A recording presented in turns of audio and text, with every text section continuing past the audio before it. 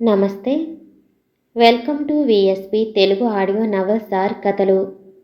నవల శీర్షిక జీవనకేళి 7వ భాగము. రచన గొత్తి వాణి శ్రీనివాస్ గారు. చదువుతున్నది ధనలక్ష్మి. జరిగిన కథ. అక్కడ నాలుక చాచి నిలబడ్డట్టు అమ్మవారి ప్రతిమ ఉంది. ఇద్దరూ మెల్లిగా నడుస్తూ అక్కడికి వెళ్లారు. మౌనిక తల్లిదండ్రులు బయట కూర్చుని ఉన్నారు.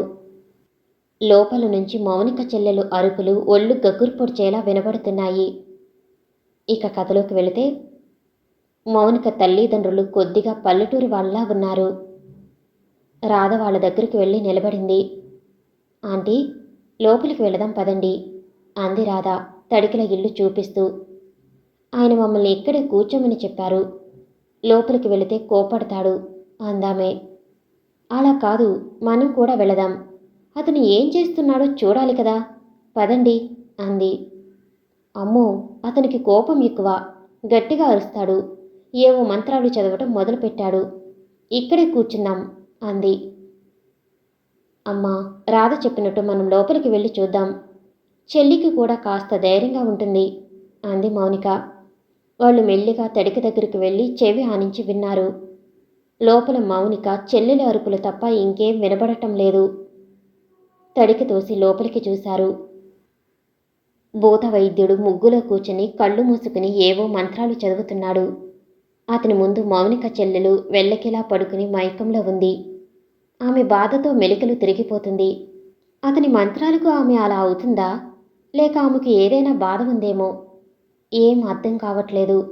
రాధికి అక్కడ పరిస్థితి చూస్తే అనుమానం కలిగింది. అతనిలో ఏ శక్తులు లేవు.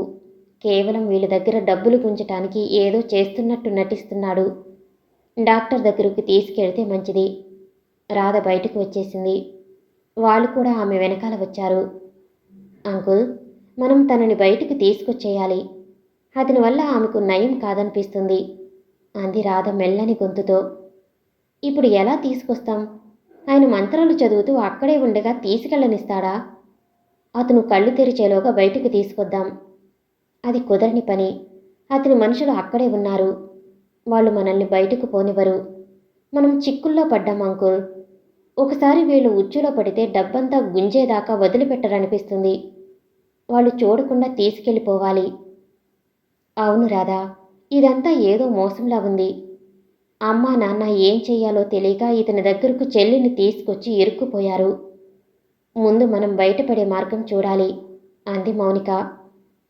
సరే మౌని, నువ్వొక పని చెయ్యి. బయట కూర్చున్న మీ అమ్మా నాన్నలతో కలిసి బిగ్గరగా ఏడుస్తూ ఉండు. ఆ గోలకి లోపలి వాళ్ళు బయటికి వస్తారు. ఈలోగా వెనుక నుంచి నేను వెళ్ళి మీ చెల్లెలు కట్లు విప్పి అటువైపు నుంచి తీసుకొస్తాను.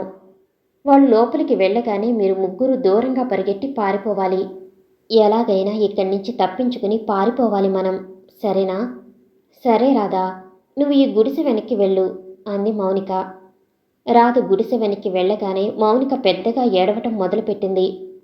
ఆమెతో పాటు ఆమె తల్లిదండ్రులు గొంతు కలిపి గట్టిగా ఏడుస్తుంటే ఆ ప్రాంతం దద్దరిల్లింది. లోపలున్న వాళ్ళు బయటకొచ్చారు.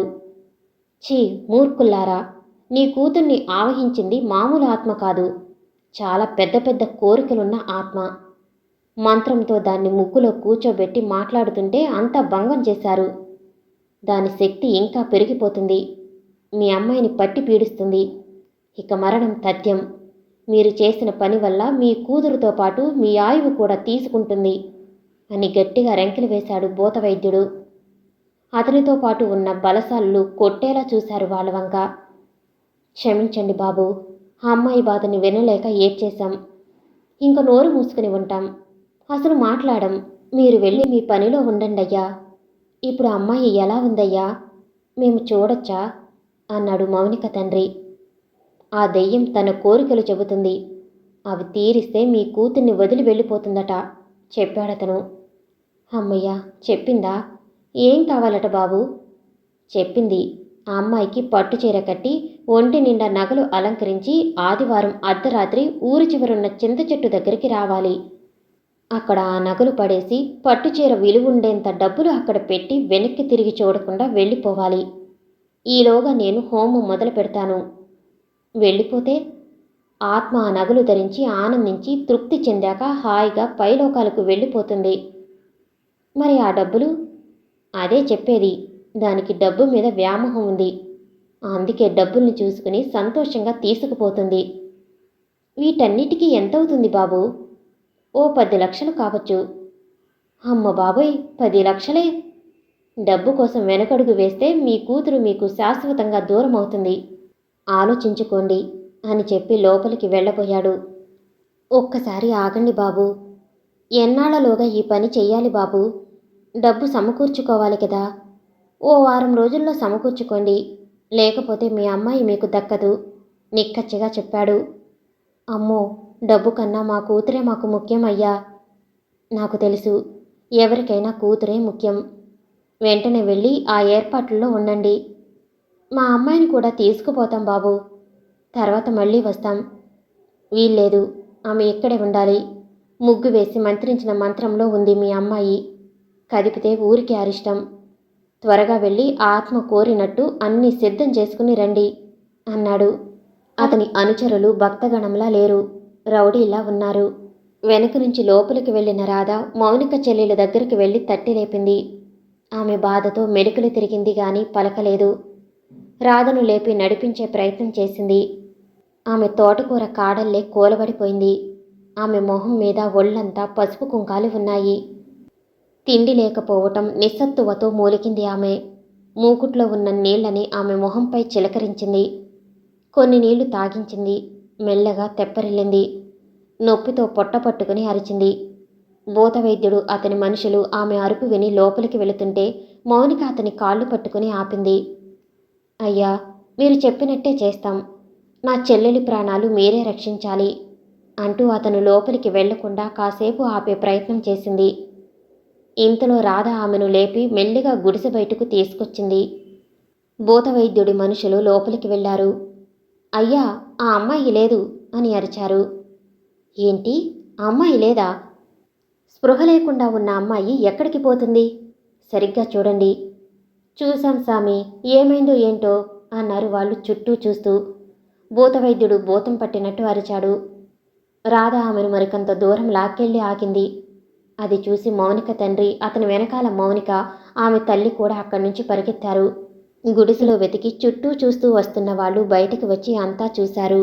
వాళ్ళ కళ్ళబడింది రాధ. ఇదిగోయ్యా, ఈ గుంటెవరో ఈ పిల్లని తప్పించి పారిపోతుంది అని బిగ్గరగా అరిచారు వాళ్ళు. వాళ్ళు వెంట పడేసరికి రాధ పై ప్రాణాలు పైనే పోయినట్టు అనిపించాయి. మౌనిక తండ్రి సహాయానికి వస్తే బాగుండననుకుంది. అతను రాలేదు. మౌనిక చెల్లెలు తూలిపోతుంది. ఇప్పుడు ఎలా తీసుకెళ్ళాలి ఈమెను? అసలు తనను తను ఎలా రక్షించుకోగలదు? భయంతో వణికిపోతూ తుప్పల్లోకి ఆమెను తీసుకెళ్ళింది. వాళ్ళు వెతుక్కుంటూ వచ్చారు. తను వెంటనే దొరికిపోవటం ఖాయం. దొరికితే ఏం చేస్తారో అనే భయం నిలువెల్లా పాకింది. రాధ కాలికి తొమ్మముళ్ళు గుచ్చుకుంది. గట్టిగా నోరు మూసుకుంది. నొప్పికి కళ్ళలో నీళ్లు జలజలా కారాయి. ఆమెను ఎంత కదిపినా స్పృహలోకి రావట్లేదు. వాళ్ళు వచ్చేస్తున్నారు. నేనెందుకు ఈ రిస్క్ తీసుకున్నాను? అది ఒంటరిగా. ఈ పరిణామాన్ని ఎందుకు ఊహించలేదు? వాళ్ళకిచ్చిన సలహా ఇలా నాకే వికటిస్తుందనుకోలేదు. మౌనిక వాళ్ళు సహాయానికి వస్తే బాగుండు. రాధ భయంతో చెట్టుచాటున నక్కి ఆమెను కూడా చెట్టుకి ఆనించి కూర్చోబెట్టింది. కనబడేంత దూరంలో ఇద్దరు బలాఢ్యులు ఆమెను వెతుక్కుంటూ వస్తున్నారు. ఇక ఇటు తిరిగితే తను కనబడుతుంది. అయిపోయింది. ఈరోజు ఏం జరిగినా అడిగేవాళ్ళు లేరు. అమ్మా నాన్న, మీ ముద్దుల కూతురు ఇక లేదని తెలిస్తే మీరేమైపోతారో పాపం. సారీ పేరెంట్స్, మీకు చెప్పకుండా ఈ పని చేసి పెద్ద తప్పు చేశాను. రాధ కాళ్లల్లో ముళ్ళు దిగిన చోట రక్తం చిమ్మింది. ఆమె కళ్ళల్లో నీళ్లు చిప్పులుతుండగా ఒక చెయ్యి ఆమె భుజం మీద పడింది. కెవ్వున అరవబోయింది. వనమాలి ఆమె నోరు మూసి ఉష్ అన్నాడు. అతను ఆ సమయంలో అక్కడ. అతన్ని చూసేసరికి పోయిన ప్రాణం తిరిగొచ్చినట్లయింది. అతను రాధ కాలి ముళ్ళుని లాగి పడేశాడు. ఆమె బాధతో అతని భుజాన్ని పట్టుకుంది. కళ్ళల్లో కళ్ళు కలిపి చూస్తూ నువ్విక్కడా అంది. అతను కూడా క్షణం పాటు ఆమె కళ్ళల్లోకి చూసి చూపు తిప్పుకుని కర్చీఫ్ తీసి కాలికి కట్టి ఆమెను పైకి లేపాడు. మౌనిక చెల్లెల్ని భుజానికి ఎత్తుకుని చెట్లచాటు చేసుకుంటూ అక్కడి నుంచి ముందుకు కదిలాడు. కొంత దూరం వెళ్ళేసరికి అక్కడ మౌనిక ఆమె తల్లిదండ్రి కనిపించారు. వీళ్ళని చూసి పరిగెత్తుకొచ్చారు. మౌనిక చెల్లెల్ని వాళ్ళకి అప్పగించాడు వనమాలి. ఇంతకీ స్పృహలోకి రాని ఆమెను చూసి బాధపడ్డారు ఆమె తల్లిదండ్రులు. రాధా, నువ్వు చేసిన మేలు మర్చిపోలేం. నువ్వు ఈ సాహసం చేయకపోయింటే ఏం జరిగేదో తెలీదు. డబ్బు బంగారం తీసుకుని కూడా మా చెల్లెల్ని వదులుతారో లేదో తెలీదు. అసలు చెల్లి ఎందుకు ఇలా అయ్యిందో తెలియట్లేదు అంది మౌనిక చెల్లెలి వైపు జాలిగా చూస్తూ. మీరు ఈమె గురించే ఆలోచించారు కానీ రాధ ఏమైపోతుందో పట్టించుకోలేదు. నేను రావటం కాస్త ఆలస్యమైతే ప్రమాదంలో పడేది. నువ్వు కూడా ఏంటి రాధా, వీర నారీమణిలా ఒంటరిగా వచ్చావు. పోలీస్ ప్రొటెక్షన్తో వస్తే ఏ ప్రమాదం ఉండదని కూడా తెలియదా? రాధని కోపడ్డాడు వనమాలి. ఇలా జరుగుతుందనుకోలేదు. భూతవైద్యుడి దగ్గర కూడా రౌడీలు ఉంటారని ఊహించలేదు. ముందు ఇక్కడి నుంచి పదండి, ఆ అమ్మాయిని హాస్పిటల్లో చేరుద్దాం అన్నాడు వనమాలి. డాక్టర్లు కూడా అంతుపట్టని జబ్బు వచ్చిందట, అందుకే వీళ్ళు ఇతని దగ్గరకు తీసుకొచ్చారు అని చెప్పింది రాధ వనమాలి వెంట నడుస్తూ. డాక్టర్లకు అంతుపట్టని జబ్బేమీ అయ్యుండదు. నాకు తెలిసిన న్యూరాలజిస్ట్ దగ్గరికి వెళదాం. కృతజ్ఞతలు బాబు, మీరిద్దరూ దేవుళ్ళలా వచ్చి మా బిడ్డని కాపాడారు. మేము అసలే బాధలో ఏం చెయ్యాలో తెలియకుండా ఉంటే మమ్మల్ని దోచుకోవాలని చూస్తున్నాడు ఆ బోతాలోడు. నా బిడ్డ బాగుపడితే చాలు. మీ ఇద్దరిని దేవుళ్ళని కొలుచుకుంటాను బాబు అంది మౌనిక తల్లి ఏడుస్తూ. మీరేం కంగారు పడకండి ఆంటీ, మీ అమ్మాయికి నయం అవుతుంది అని ధైర్యం చెబుతూ హాస్పిటల్కి తీసుకెళ్లాడు. డాక్టర్ ఆమెను పరీక్షించి బ్రుకుటి మూడేశాడు. ఏమైంది డాక్టర్, ఎనీథింగ్ సీరియస్ అడిగాడు వనమాలి. ఇంత చిన్న వయసులో డ్రగ్స్ తీసుకుందంటే ఓ మై గాడ్, స్కూల్కి వెళ్ళే పిల్ల అంటున్నారు. ఈమె రక్తంలో డ్రగ్స్ ఉన్నాయి. డాక్టర్ ఆ మాట చెప్పగానే గొల్లుమన్నారంతా. అవునా, ఇదేలా సాధ్యం అంది రాధ. మా చెల్లెడికి అలాంటి అలవాట్లు లేవు. అసలు స్కూల్ ఇల్లు తప్ప ఏం తెలీదు దానికి. అసలు డ్రగ్స్ దాని ఒంట్లోకి ఎలా వచ్చాయో అర్థం కావట్లేదు అంది మౌనిక కంగారుగా. ఆమె చదివే స్కూల్లో ఇంకెవరన్నా హాస్పిటల్ పాలయ్యారా అడిగాడు డాక్టర్. ఏమో తెలీదు, మొన్న రాత్రి ఫ్రెండ్ ఇంట్లో పార్టీ ఉందని వెళ్ళింది. అప్పటినుంచి ఇలా ఉంది. అయితే అక్కడే ఎవరో ఏ కూల్ డ్రింక్లోనూ కలిపి ఇచ్చి ఉంటారు అంది మౌనిక. ఇంతలో డాక్టర్ ఆమెకు ఇంజెక్షన్ చేశాడు. బాధతో మెలికలు తిరిగిపోతున్న ఆమె కొద్దిసేపటికి నిద్రలోకి జారుకుంది. అందరూ ప్రశాంతంగా ఊపిరి పీల్చుకున్నారు. అంత ఖరీదైన డ్రగ్స్ ఉచితంగా మీ చెల్లెలికి ఎవరిస్తారు? అలా అయ్యుండదు. ఎవరో డ్రింక్లో డ్రగ్స్ కలుపుకుని తాగాలనుకుని పెట్టుకున్న డ్రింక్ పొరపాటున మీ చెల్లి తాగి ఉంటుంది అన్నాడు వనమాలి. కరెక్ట్, అలవాటు అయిపోతే మత్తులోకి జారుకుంటారు. అలవాటు లేని వాళ్ళకది నరకప్రాయం. ఇంత చిన్న వయసులో డ్రగ్స్కి అలవాటు పడిన పిల్లల భవిష్యత్తు అంధకారం అయిపోతుంది. దీని గురించి ఎవరూ పట్టించుకోరా, అదుపు చేయరా? ముక్కుపచ్చలారని పసిపిల్లలకు సప్లై చేస్తున్న వాళ్ళని పట్టుకుని తన్ని జైల్లో పెట్టాలి అంది రాధ ఆవేశంగా. మంచి ఆఫీసర్ రావాలి, అటువంటి వాళ్లపై ఉక్కుపాదం మోపాలి. నగరంలో డ్రగ్స్ మాట వినపడకుండా చేయాలి. అంత ధైర్యవంతుడైన ఆఫీసర్, చిత్తశుద్ధితో పనిచేసే నాయకుడు ఉంటే అలాంటి వాళ్ళని ఏరిపారేయటం పెద్ద కష్టమేం కాదు అన్నాడు వనమాలి. మా చెల్లెలికి ఏం పర్వాలేదుగా డాక్టర్ అడిగింది మౌనిక. ఏం పర్వాలేదు, ఇంజెక్షన్ ఇచ్చాను, రేపటికల్లా నార్మల్కి వచ్చేస్తుంది. అవసరమైతే కౌన్సిలింగ్ ఇప్పించాలి, రేపు చూద్దాం చెప్పి రౌండ్స్కి వెళ్ళిపోయాడు డాక్టర్. ఇంకేం పర్వాలేదు, ఆమెకు ఫ్యామిలీ సపోర్ట్ ఉంటే చాలు. థ్యాంక్స్ వనమాలి, థ్యాంక్స్ రాధా, మీరిద్దరూ చేసిన మేలు ఎప్పటికీ మర్చిపోను అంది మౌనిక. ఆమె తల్లిదండ్రులు కూడా తమ బిడ్డని కాపాడినందుకు కృతజ్ఞతలు తెలిపారు. రాధ కాలికి ముళ్ళు దిగిన సంగతి నర్సుకి చెప్పి కట్టు కట్టించి ఇంజెక్షన్ చేయించాడు వనమాలి. ముందు నిన్ను మీ ఇంట్లో దింపుతాను పదరాదా, వెళ్ళొస్తాం, రేపొచ్చి చూస్తాం, అవసరమైతే ఫోన్ చేయండి అని చెప్పి ఇద్దరు హాస్పిటల్ నుంచి బయటకు వచ్చారు. నువ్వు సడన్గా అక్కడికి ఎలా వచ్చావు అడిగింది రాధ. ఆ మాట ఇంకా అడగలేదేంటా అనుకుంటున్నాను అన్నాడు బండి స్టార్ట్ చేస్తూ. ఇదే నీతో వచ్చిన చిక్కు, అడిగితే పెద్ద ఫోర్స్ కొడతావు అలక ప్రదర్శించింది రాధ. అంతలోనే అలకా బాలిక, నువ్వు గీతని వదిలేసి క్లాస్ రూమ్లోంచి బయటకు రావటం చూశాను. నీ వెనకే వచ్చాను. నువ్వు మౌనికతో కలిసి రావటం, అక్కడ జరిగింది చూడటం, ఆపై రాధాదేవిని రక్షించే భాగ్యం కలగటం జరిగిపోయాయి. చాలా ఇంకేమన్నా చెప్పాలా అన్నాడు. సమయానికి వచ్చినందుకు థ్యాంక్స్. ఈ విషయాన్ని మనిద్దరి మధ్యనే ఉంచితే సంతోషం అంది.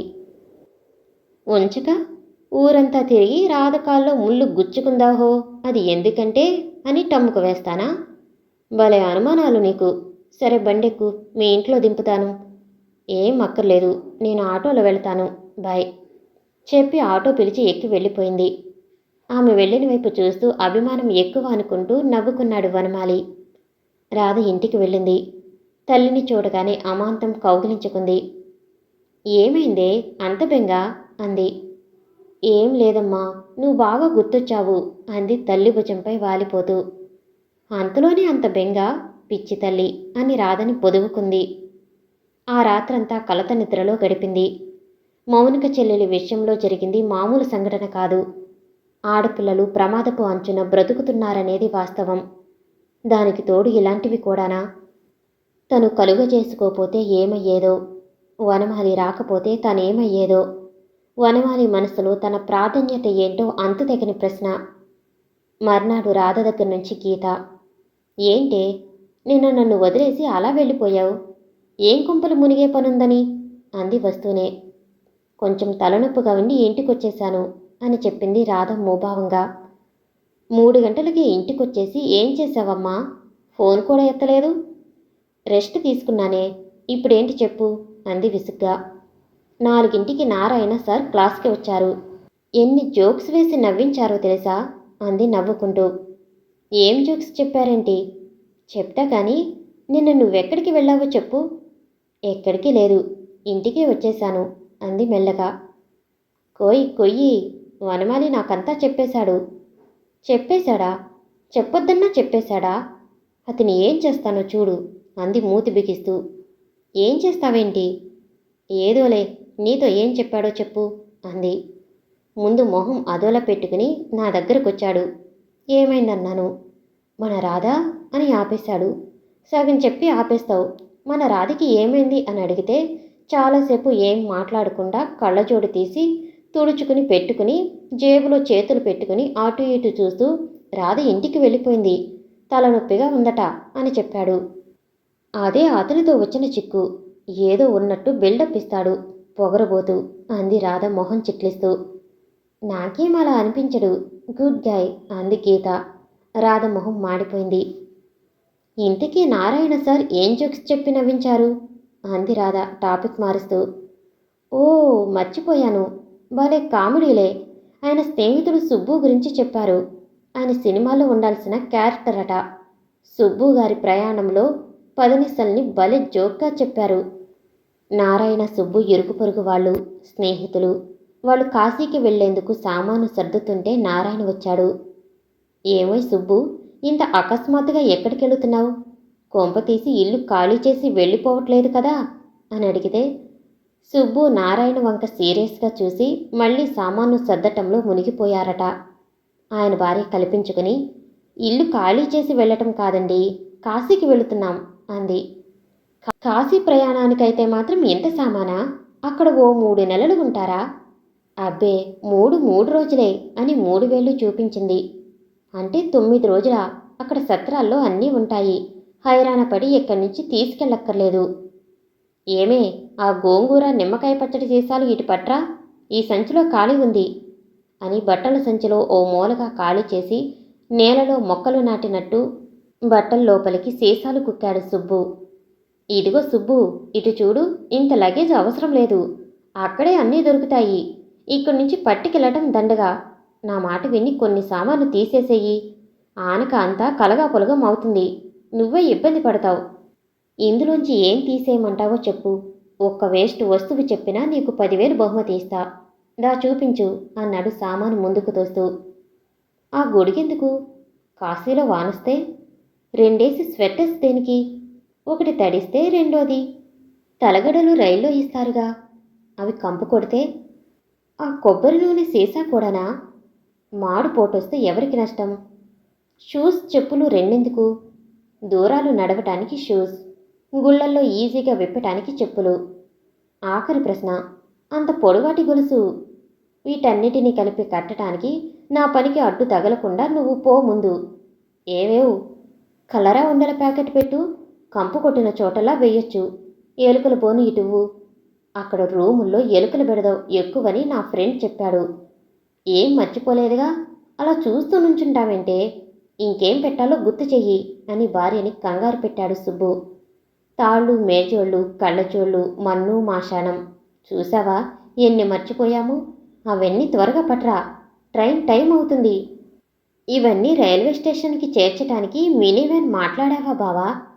వ్యాన్ దేనికి, 4 ఆటోలు చాలవా? చాలు చాలు, ఉన్నది 2, 4 ఆటోలు బేష్. నేను మీతో పాటు స్టేషన్ దాకా వస్తాను. ఇంటి ముందున్న 4 ఆటోల్లో 3 కలిసి లగేజ్ సర్దుతుంటే అన్నీ కలిపి లెక్కకి 32 సామాన్లు.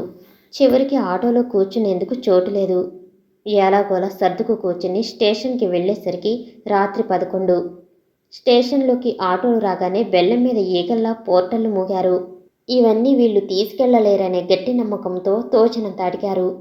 వాళ్లతో బేరమాడి 8వ నెంబర్ ప్లాట్ఫారం మీదకి సామాను చేర్చటం గగనమైంది. ఆటోలకి పోర్టర్లకి కలిపి 1000 రూపాయలయ్యాయి.